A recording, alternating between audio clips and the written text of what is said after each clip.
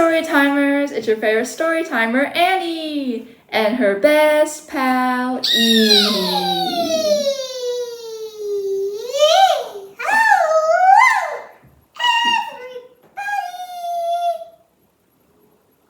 Hola! So today we are going to be reading Shadow Jumper, yay! And it's a really good book, I feel. It's getting better all the while. Yeah, I agree too. Let's see, we're on page 72, so you can turn there. And last time, Beth was going to go collect her rucksack from the bus station. So, let's see what happens next. As he sauntered around, his eyes were lazily drawn to a bus which had just arrived. The passengers were clambering down the steps and picking their luggage up from where the driver was unloading it. As his eyes swept over the passengers, his heart skipped a beat. A familiar-looking gray-haired old lady scuffled down the steps. It can't be. Surely Mom hadn't sent Mrs. Roberts to keep an eye on him. Jack started in the direction of the bus. Then he stopped. What was he doing? He was being paranoid. Of course it wasn't her. Even Mom wouldn't go so far as to send a neighbor to look after him. There was more than one gray-haired old woman in the country. Anyway, he had more important things to worry about. He turned on his heel to continue his search for Beth. He eventually spotted a tatty handwritten poster with the words, "Lost Property," on it. An arrow pointed to a nearby door, the glass panel smeared with marks and fingerprints. He pushed it open and entered a small windowless room with a row of stackable plastic chairs lined up along the wall to his left. A single poster was stapled to a cork notice board with the warning, "You are being watched," and a drawing of a giant hand pointing out of the poster towards him. As he moved further into the room, the fingers seemed to follow. The back of his neck tingled. A wooden counter, with an ancient computer sitting on it, ran along the width of the room. Behind the counter, an archway led into a storage room, with shelves stacked high with bags, suitcases, and other items people had left behind. Beth was standing at the counter. "We've found our missing Beth. Let's go." "They found it," she said, as she spotted him, her smile stretching across her face. Whatever was in the rucksack, she was very happy to get back. "Here you go."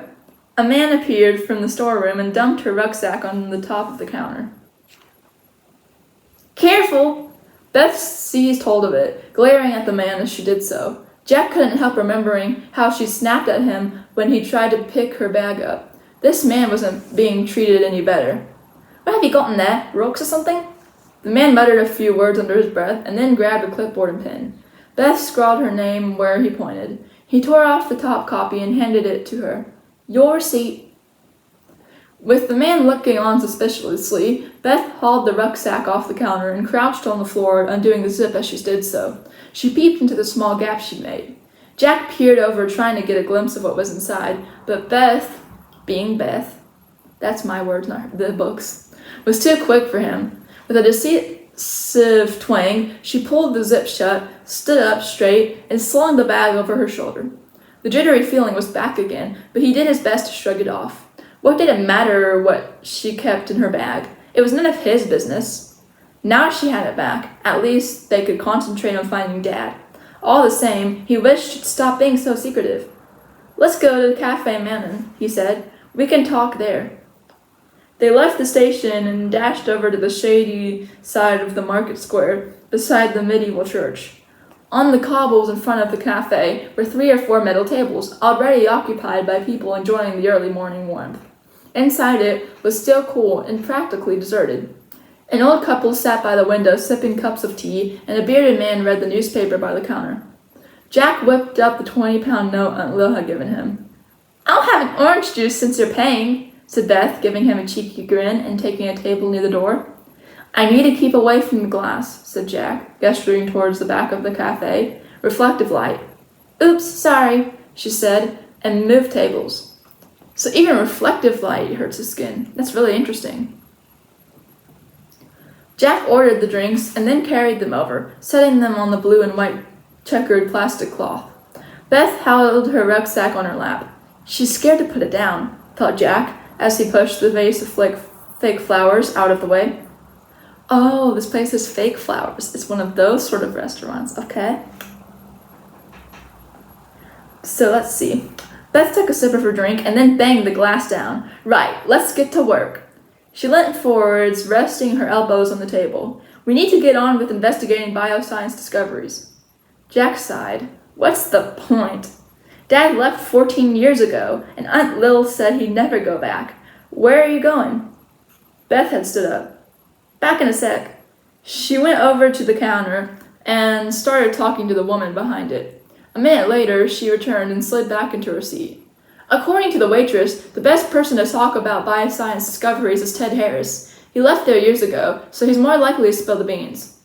Beth reached and grasped Jack's wrist, pulling it roughly to inspect his watch. And he should be coming in here in the next half an hour. All we have to do is wait. And wait we are going to do. So, what did you think?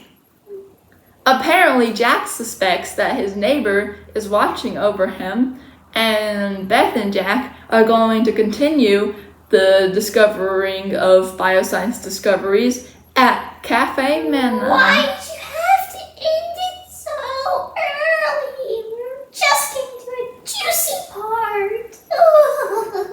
Cliffhangers are my specialty, E. I've read this book before anyways, multiple times. It's a wonderful book, and it has a sequel, but I left the sequel in America, so we're going to have to wait for later. Oh man. So what are your thoughts on this? And do you think that the old lady who is Jack's neighbor is secretly watching him? I don't know.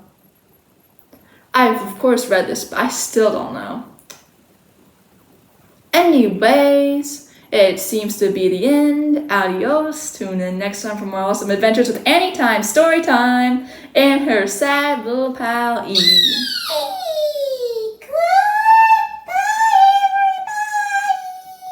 Gracias. Thanks for watching. Goodbye.